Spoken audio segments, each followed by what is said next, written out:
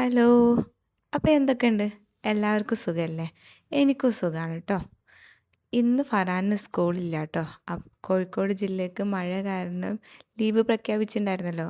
അത് നമ്മളങ്ങ് മുതലെടുത്തു. നമ്മൾ ഇന്ന് എന്ത് വിചാരിച്ചു? ഡൈക്കട്ട് മാർട്ടിൽ പോകാമെന്ന് കേട്ടോ. ഇൻസ്റ്റഗ്രാം ഇപ്പോൾ തുറന്നു കഴിഞ്ഞാൽ വെറും ഇതാണ്. ഡൈക്കട്ട് മാർട്ടിൽ കോഴിക്കോട് വന്നിട്ടുണ്ട്. എല്ലാവരും പോയിട്ട് നോക്കണം എന്ന് പറഞ്ഞു. അങ്ങനെ ഞങ്ങളും ഇറങ്ങി കേട്ടോ ഡൈക്കട്ട് മാർട്ടിക്ക്.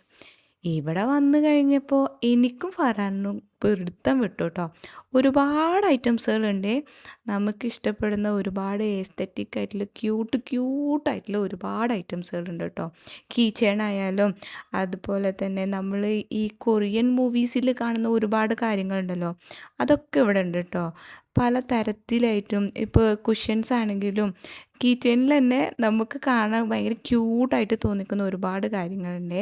എനിക്കും ഫറാനും ഇവിടെ വന്നു കഴിഞ്ഞപ്പോൾ എന്തെടുക്കണം എന്നുള്ള കൺഫ്യൂഷനായിപ്പോയി. ഞങ്ങൾക്ക് എല്ലാം എടുത്താലോ എന്നും ഉണ്ടായിരുന്നു.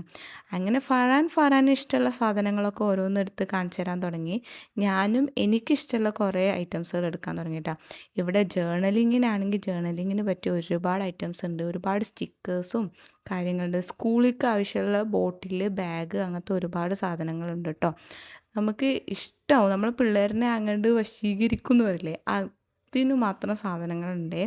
ഒരുപാട് ഐറ്റംസുകളുണ്ട്.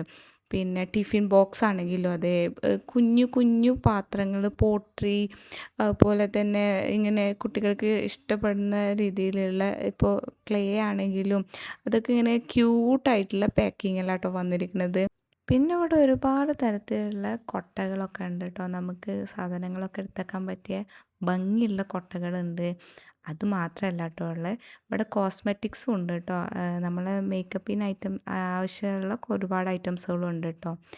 എനിക്കിപ്പോൾ ഇവിടെ വന്നപ്പോൾ എല്ലാ സംഭവങ്ങളും ഇഷ്ടമായി. ഒരുപാട് തരത്തിലുള്ള ബാഗ്സും കാര്യങ്ങളൊക്കെ ഉണ്ട് കേട്ടോ.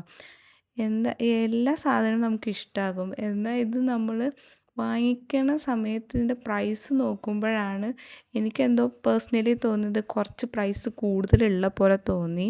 അതെനിക്ക് മാത്രം തോന്നിയ കാര്യമാണ് കേട്ടോ.